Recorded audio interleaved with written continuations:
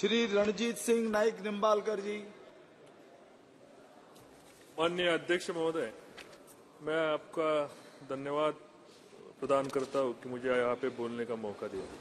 मैं अपनी मातृभाषा मराठी में बात करना चाहता हूं।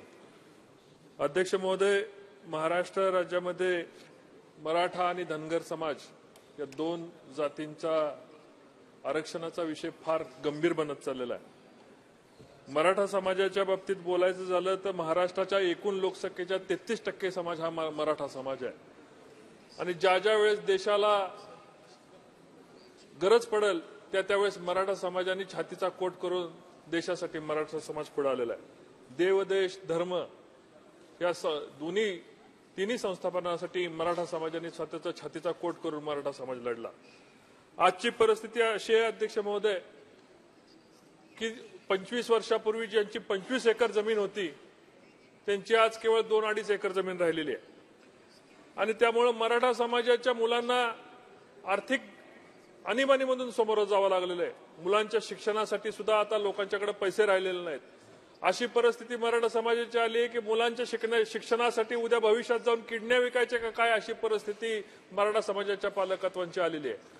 लोकांच्या जेवढ्या शेतकऱ्यांच्या आत्महत्या झाल्या त्यातल्या सर्वात जास्त आत्महत्या जर बघितल्या तर मराठा समाजाच्या लोकांच्या आत्महत्या झालेल्या आहेत। गरिबीमुळे अतिशय दुबळ्या अवस्थेत मराठा समाज चाललाय। त्याला मराठा समाजाला महाराष्ट्रामध्ये ओबीसीचं आरक्षण देण्याकरता मी आपल्याद्वारे केंद्रीय मंत्र्यांना निवेदन करणार आहे। आपणच एक कमिटी त्यासाठी गठन करावी।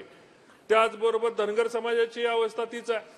धनगर समाजामध्ये धनगर आणि धनगड या दोन शब्दाचा विपर्यास झालाय। महाराष्ट्रामध्ये धनगड नावाचा कुठलाही जाती धनगड नावाचा माणूस महाराष्ट्रामध्ये मिळत नाही।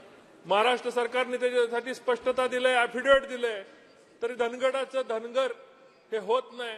महाराष्ट्राच्या बाहेर गेला तर धनगर समाजाला एसटी मध्ये आरक्षण आहे आणि महाराष्ट्रामध्ये आला तर धनगर आणि ग आणि ड च्या या विपर्यामुळे महाराष्ट्रातला धनगर समाज आज आरक्षणामुळे वंचित आहे।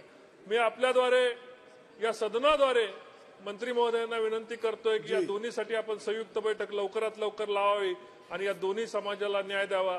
जय हिंद, जय महाराष्ट्र। डॉक्टर ST हसन जी, बहुत बहुत शुक्रिया सर, आपने मुझे बोलने का मौका दिया।